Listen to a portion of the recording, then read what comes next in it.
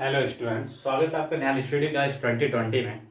जैसे कि आपको पता है टाइम एंड वर्क की सीरीज चल रही है, इसमें आपका पार्ट 3 तक कंप्लीट हो चुका है और आज मैं आपके सामने पार्ट 4 लेके आया हूँ कि ए और बी मिलकर एक काम को 12 दिन में कर सकते हैं, जिसे बी और सी मिलकर 16 दिन में कर सकते हैं। ए उस पर 5 दिन और बी द्वारा 7 दिन करने के बाद सी ने उसे 13 दिन में पूरा कर लिया, तो बी उस काम को कितने दिनों में पूरा करेगा। ये क्वेश्चन है। इस क्वेश्चन को हम कैसे सॉल्व करेंगे, आइए देखिए। जैसे ए और बी मिलकर एक काम को, तो यहाँ पर हम क्या करेंगे कि ए और बी मिलकर एक काम को 12 दिन में कर रहा है, ठीक है। इसके बाद बी और सी मिलकर उस काम को 16 दिन में कर रहे हैं, ठीक है। दोनों का एलसीएम लेंगे तो कितना आएगा, कुल मिला के 48, ठीक है। ये 12 चौक 48, 16 दिया 48, ठीक है। इसके बाद में आप लोग क्या करेंगे कि जैसे इसके बाद बोला है कि बी द्वारा 7 दिन में, तो आप लोग यहाँ पर ध्यान दीजिएगा। जैसे ए प्लस बी और बी प्लस सी, इसके बाद यहाँ पर लिख लीजिएगा सी। तो जैसे यहाँ पर एक बात ध्यान से देखिएगा, ए उस पर 5 दिन और बी द्वारा 7 दिन। अगर ए उस पर 5 दिन काम करता है, जो ए काम कर रहा है वो किसके साथ में कर रहा है, बी के साथ में कर रहे हैं, तो आप लोग जो ए 5 दिन काम करेगा तो उसके साथ में बी को भी 5 दिन काम करना पड़ेगा। पर बी द्वारा 7 दिन करने के बाद अब बी ने क्या किया है कि 5 दिन काम किसके साथ कर चुका है, ए के साथ, तो इसके बकाया दिन कितने बचे, 2 दिन बचे, ठीक है। अब 2 दिन बचे। इसके बाद बोला है क्वेश्चन में कि सी ने,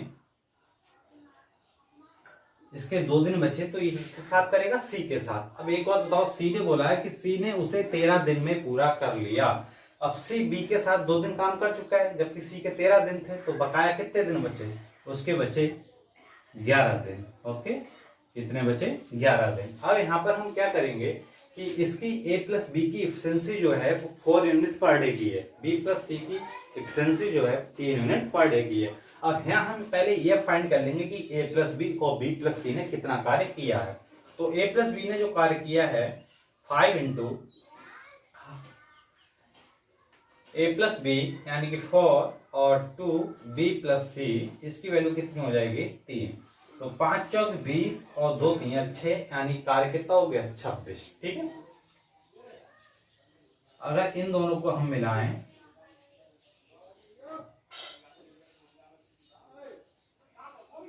इन दोनों को मिलाएं तो ये कुल मिला के 26 काम कर चुके, जबकि कार्य है कितना, 48, ठीक है। तो अब जब 26 में से 48 को हम घटा देंगे तो कार्य टोटल कितना बचेगा, बकाया 22। अब 22 कार्य कौन करेगा, सी। तो इसकी एफिशिएंसी कितनी आ जाएगी, तो सी की एफिशिएंसी जो आ जाएगी, सी की एफिशिएंसी आ जाएगी 2। कितनी आ जाएगी, सी की एफिशिएंसी 2। अब सी की एफिशिएंसी अगर 2 आ गई, भाई बी और बी प्लस सी दोनों को मिला के 3 है। अगर सी की 2 है तो बी की कितनी हो जाएगी, 1, क्योंकि दोनों को मिला के कितनी है, 3, तो सी की 2 हो गई, बी की 1। इसी प्रकार से ए प्लस बी दोनों को मिला के कितनी है, 4। तो मैं कह सकता हूं अगर बी की यहाँ 1 है तो यहाँ पर ए की 3 रही होगी, तभी तो 4 हुई ना। अब यहाँ पर क्वेश्चन हमारा आसान हो गया, यहाँ पर पूछा गया है तो बी उस काम को कितने दिनों में करेगा। अब आपका जो टोटल वर्क जो है, टोटल वर्क को आप बी की एफिशिएंसी से क्या करेंगे, डिवाइड कर देंगे, ठीक है। तो यहाँ पर देखिएगा बी जो काम करेगा, बी काम करेगा, बी काम करेगा, तुम्हारा टोटल काम कितना है, 48। अब 48 को आप बी की एफिशिएंसी से क्या करो, डिवाइड। बी की एफिशिएंसी कितनी है, 1। तो आपका जो आंसर आएगा वो 48 दिन आ जाएगा। Okay student, next question.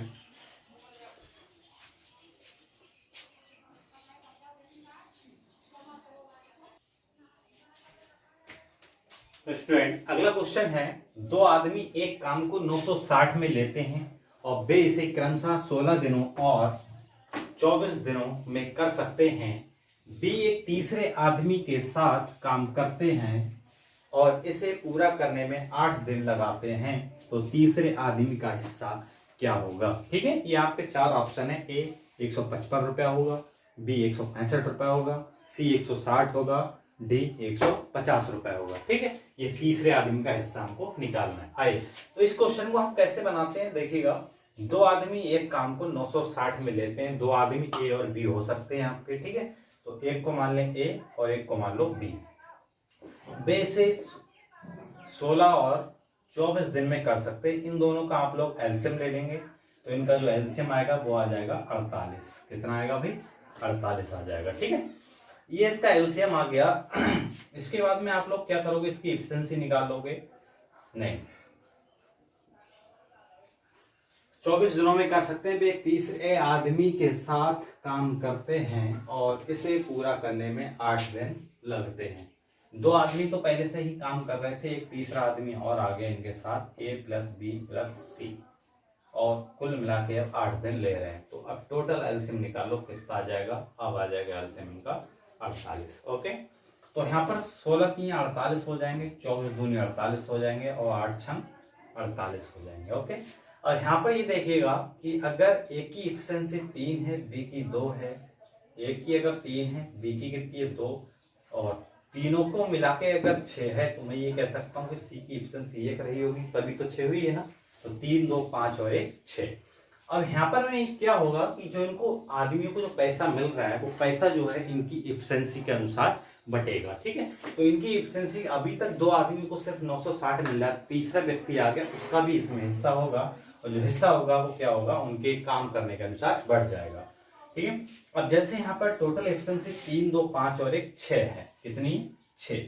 अगर टोटल एफिशिएंसी 6 है और आपसे इसमें पूछा गया है कि तीसरे का हिस्सा क्या होगा, तीसरे का हिस्सा क्या होगा, तो आप लोग जैसे 3, 2 और 1, यहाँ पर मान लो ये A, ये B एंड C, इस टाइप से। ठीक है, अब यहाँ पर देखता हूँ 3, 2, 5 और 1 6 यूनिट की वैल्यू आ गई। कितनी आ गई? 6 यूनिट की वैल्यू। अगर 6 यूनिट की वैल्यू यहाँ पर देखते हैं तो कितनी है बताओ? 6 यूनिट की वैल्यू 960 है, यानी मैं कह सकता हूँ कि 1 यूनिट की वैल्यू जो है वो कितनी रही होगी? 6 × 6 = 6 × 6 = 36, 16 × 6 = 66, 160 रुपया। 1 यूनिट की वैल्यू 160 है। आपसे वैसे सिर्फ और सिर्फ तीसरे आदमी यानी कि सी का पैसा पूछा है, पर मैं आपको तीनों के पैसे बता देता हूँ कितने कितने आएंगे। 160 गुना 16 × 3 = 48, 480 रुपए आपको ए को मिले होंगे, और 160 रुपए पर डे के हिसाब से तो 320 रुपए बी को मिले होंगे, और सी को जो पैसे मिले होंगे 160 गुना ये 160 रुपए इसको मिले होंगे। ठीक है, तो आपसे क्वेश्चन में पूछा गया था तीसरे आदमी का हिस्सा क्या होगा, तो तीसरे आदमी का जो हिस्सा आया वो 160 रुपए आया, और ये हमारा आंसर हो जाएगा। Okay student, next question. Student, अगला क्वेश्चन है आपका कि 3 व्यक्ति एक कार्य ₹1200 में पूरा करने के लिए करार करते हैं, और उनमें पहला व्यक्ति उस कार्य को 8 दिनों में, दूसरा व्यक्ति 12 दिनों में और तीसरा व्यक्ति 16 दिनों में कर सकता है। वे सब मिलकर एक चौथा व्यक्ति की सहायता लेकर वह कार्य 3 दिनों में पूरा कर सकते हैं। तदनुसार चौथे व्यक्ति को कितनी राशि मिली होगी? जैसे पहला चौथे व्यक्ति को 180 मिली, 200 मिली, 225 मिली या फिर 250 मिली। ठीक है, इस टाइप के क्वेश्चन को आप लोग कैसे करेंगे?